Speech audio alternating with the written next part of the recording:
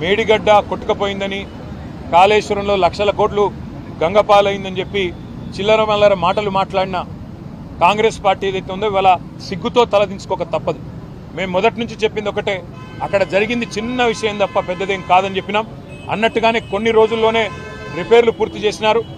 ఈరోజు ఒక వరదలాగా నీళ్ళు వస్తూ ఉంటే కూడా ప్రాణహితలో గోదావరిలో తట్టుకొని ఇవాళ మేడిగడ్డ నిలబడ్డమే కాళేశ్వరం ప్రాజెక్టు యొక్క గొప్పతనానికి సాక్ష్యం అని చెప్పక తప్పదు.